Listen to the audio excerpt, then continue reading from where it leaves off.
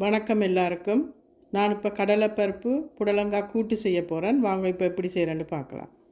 1 kilo புடலங்காய், 1 cup கடலைப்பருப்பு, 2 வெங்காயம், 1 தக்காளி, 3 டேபிள் ஸ்பூன் தேங்காய் எண்ணெய், 1 மூடி தேங்காய், 4 பச்சை மிளகாய், 4 பூண்டு, 1 டீஸ்பூன் சின்ன சீரகம், அரை டீஸ்பூன் மஞ்சள் பொடி, கடுகு, சீரகம், உளுத்தம்பருப்பு, கொத்தமல்லி, கருவேப்பிலை. இப்போ நான் கடலைப்பருப்பு அவிய விட போகிறேன். கடலைப்பருப்பை 4 தரம் அலசிட்டு கொஞ்சம் 2 பங்கு தண்ணி போட்டு வச்சிருக்கிறேன். அதுக்கு இப்போ நாங்கள்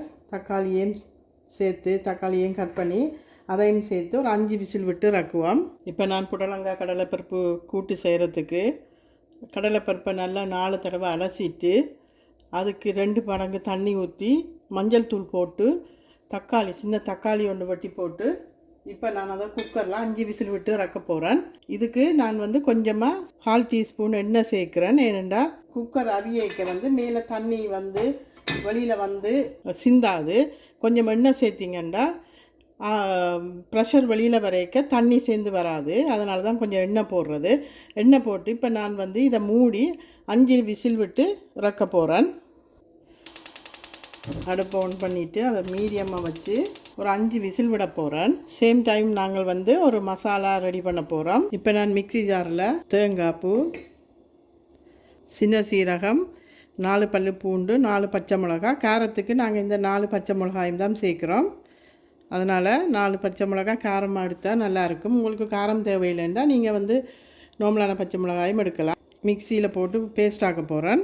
சேம் டைம் நான் புடலங்காயை க்ளீன் பண்ணி வச்சுருக்கிற புடலங்காயை கட் பண்ண போகிறேன்.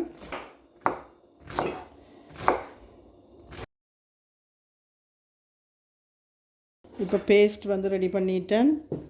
குக்கரில் கடலைப்பருப்பை அவிஞ்சிட்டு தாளிப்புக்கு வெங்காயம் கட் பண்ணுறேன். குக்கரை ஓப்பன் பண்ணுறேன். பாருங்கள், குக்கர் நல்லா அவிஞ்சிருக்கு கடலைப்பருப்பு.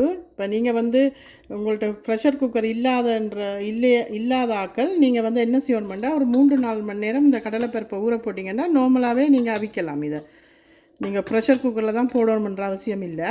நான் இப்போ புடலங்காயை இதோடு சேர்த்துட்டு கொஞ்சம் சுடு தண்ணி மிக்ஸ் பண்ணி இப்போ அவிய விட போகிறேன். நல்லா மிக்ஸ் பண்ணி விட்டுட்டு இப்போ நான் கேஸ் ஆன் பண்ணுறேன். கொஞ்சமாக சுடு தண்ணி கலந்து இப்போ நான் அவிய விட போகிறேன். இதை நம்ம பருப்பு அவிய விடைக்க உப்பு போடையில் இப்போ நான் உப்பு சேர்க்குறேன். உப்பு சேர்த்துட்டு இதை அவிய விடுவோம். இது ஒரு 10 மினிட்ஸ் விடுவோம் இப்படியே. இப்போ பார்த்திங்கன்னா பாருங்க, இப்போ புடலங்காய் நல்லா அவிஞ்சிட்டு இப்போ நான் அந்த அரைச்சி வச்சுருக்கிற பேஸ்ட்டை இதோடு ஆட் பண்ண போகிறேன். நல்லா மிக்ஸ் பண்ணி விடுவோம்.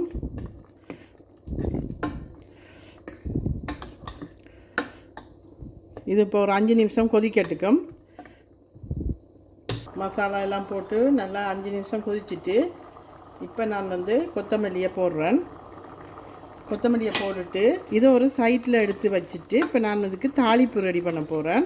பாருங்கள், இப்போ தாளிப்புக்கு நான் பேன் வச்சுருக்கிறேன். இது கொஞ்சம் கீட்டேறணுன்னா தேங்காய் எண்ணெய் இதில் சேர்க்குறேன்.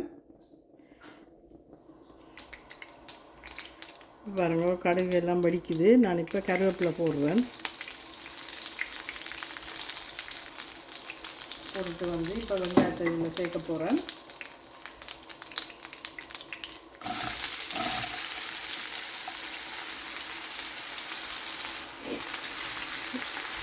நார்மலாக இந்த கூட்டுக்கு தேங்காய் தான் போடுவீங்க. நீங்கள் தேங்காய் இல்லாட்டிக்கு நீங்கள் நார்மலாக நீங்கள் யூஸ் பண்ணுற எண்ணெயும் போடலாம். தேங்காய் போட்டிங்கன்னா எக்ஸ்ட்ரா டேஸ்ட்டாக இருக்கும் உங்களுக்கு. ஏன்னா தேங்காய் அரைச்சி ஊற்றுறபடியாக நீங்கள் தேங்காய் எண்ணெயில் தாளிச்சிங்கன்னா இன்னும் டேஸ்ட்டாக இருக்கும். கொஞ்சம் நேரம் அதை கோல்டன் ப்ரௌனாக வர மட்டும் விடுவோம்னாங்க. இப்போ பாருங்கள், வெங்காயம் நல்லா வதங்கிட்டு கோல்டன் ப்ரௌனாக நான் இப்போ இதை நான் கொட்ட போகிறேன் கூட்டில். இப்போ பார்த்திங்கன்னா தாளிப்பை கொட்டிட்டேன். இப்போ சூப்பரான புடலங்காய் கடலைப்பருப்பு கூட்டு ரெடி ஆகிட்டு.